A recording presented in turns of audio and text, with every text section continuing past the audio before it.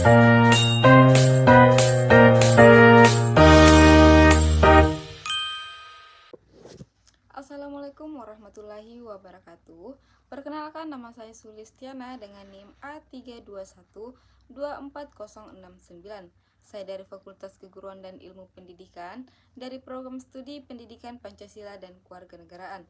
Video kali ini saya akan meresum sedikit materi mengenai sistem ekonomi dan ketimpangan sosial.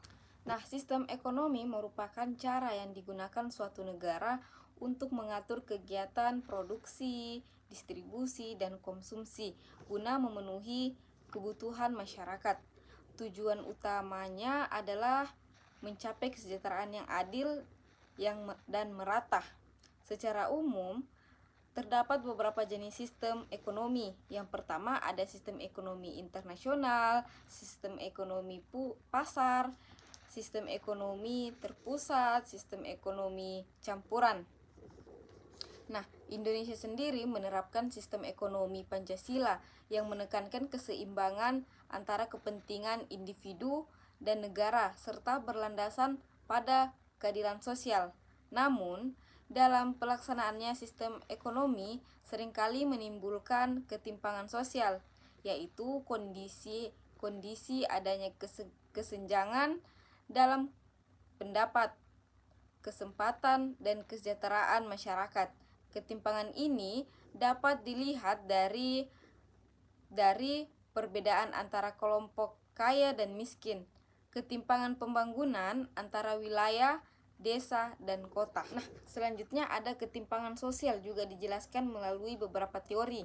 Yang pertama ada teori konflik, Karl Marx, pertentangan antara pemilik modal dan pekerja. Yang kedua ada teori Max Weber, dipengaruhi status sosial dan kekuasaan. Yang ketiga ada teori fungsionalis, ketimpangan sosial mendorong motivasi. Yang keempat ada teori modernisasi dan ketergantungan akibat perbedaan perkembangan. Nah, selanjutnya ada ketimpangan ini disebabkan oleh berbagai faktor seperti pertumbuhan ekonomi yang tidak merata, perbedaan kualitas pendidikan, dan keterbatasan akses sumber daya, kebijakan pemerintah yang belum merata, dan globalisasi dan urbanisasi. Nah, dampak yang ditimbulkan cukup luas. Yang pertama ada dampak negatif, kemiskinan, konflik sosial, kecemburuan sosial. Yang kedua ada kriminalitas, menurunnya kepercayaan masyarakat. Dampak positifnya itu seperti mendorong persaingan dan inovasi. Oleh karena itu diperlukan berbagai upaya untuk mengatasinya, seperti pemerataan pembangunan, peningkatan kualitas pendidikan, menciptaan lapangan kerja, membantu sosial bagi masyarakat miskin, penguatan UMKM, reformasi kebijakan. Dengan langkah tersebut, diharapkan sistem ekonomi dapat berjalan lebih adil dan mampu menciptakan kesejahteraan yang merata bagi seluruh masyarakat. Nah, sistem ekonomi merupakan cara yang digunakan suatu negara untuk mengatur kegiatan produksi, distribusi, dan konsumsi guna memenuhi kebutuhan masyarakat. Tujuan utamanya adalah mencapai kesejahteraan yang adil dan merata. Secara umum, terdapat beberapa jenis sistem ekonomi. Yang pertama ada sistem ekonomi tradisional, sistem ekonomi pasar, sistem ekonomi terpusat, dan sistem ekonomi campuran. Indonesia sendiri itu menerapkan sistem ekonomi Pancasila yang menekankan keseimbangan antara kepentingan individu di negara serta berlandasan pada keadilan sosial. Namun, dalam pelaksanaan sistem ekonomi seringkali menimbulkan ketimpangan sosial, yaitu kondisi adanya kesejahteraan dalam pendapatan, kesempatan, dan kesejahteraan masyarakat. Ketimpangan ini dapat dilihat dari perbedaan antara kelompok kaya dan miskin, ketimpangan pembangunan antar wilayah, desa atau kota, perbedaan akses pendidikan dan kesehatan, ketidakmerataan kesempatan kerja. Dan ketimpangan sosial juga dijelaskan melalui beberapa teori. Yang pertama ada teori konflik, Karl Marx, pertentangan antara pemilik modal dan pekerja. Yang kedua ada teori Max Weber, dipengaruhi status sosial dan kekuasaan. Yang ketiga ada teori fungsionalis, ketimpangan sosial sebagai pendorong motivasi. Yang terakhir ada teori modernisasi dan ketergantungan akibat perbedaan perkembangan. Kepentingan ini disebabkan oleh berbagai faktor seperti pertumbuhan ekonomi yang tidak merata, perbedaan kualitas pendidikan, keterbatasan akses sumber daya, kebijakan pemerintah yang belum merata, dan globalisasi dan urbanisasi.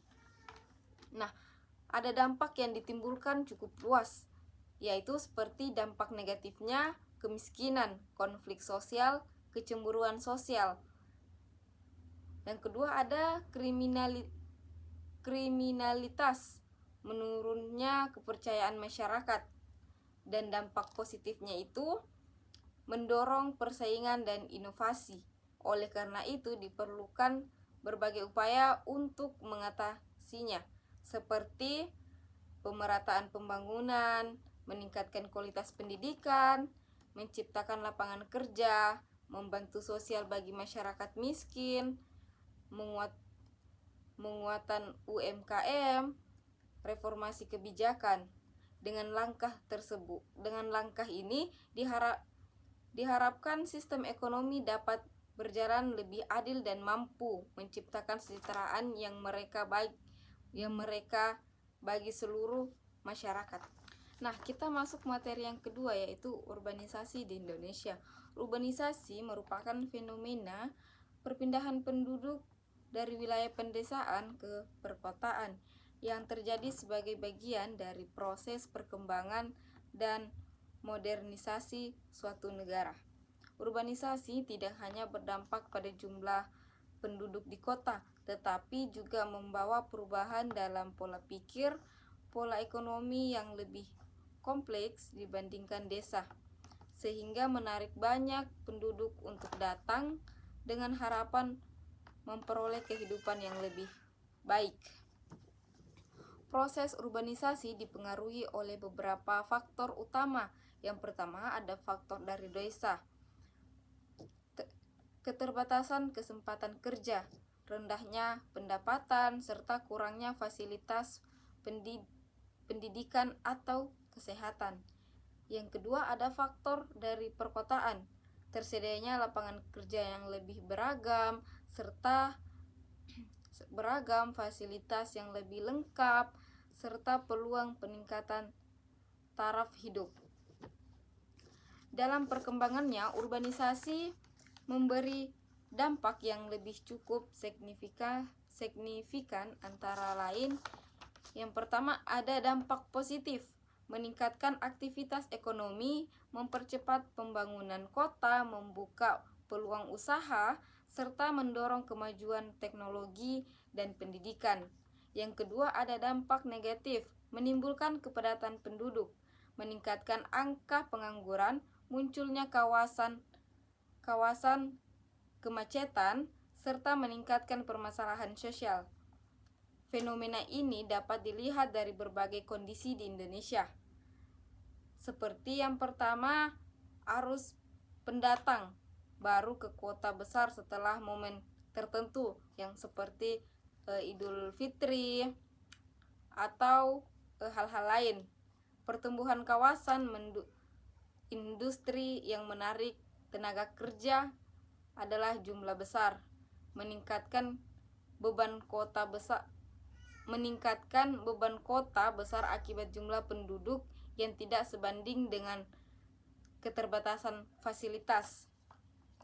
Untuk mengurangi dampak negatif urbanisasi, diperlukan langkah-langkah seperti meningkatkan pembangunan di daerah pedesaan agar tidak tertinggal, menciptakan lapangan kerja di desa, meningkatkan kualitas pendidikan dan keterampilan masyarakat, mengatur persebaran penduduk melalui kebijakan pemerintah.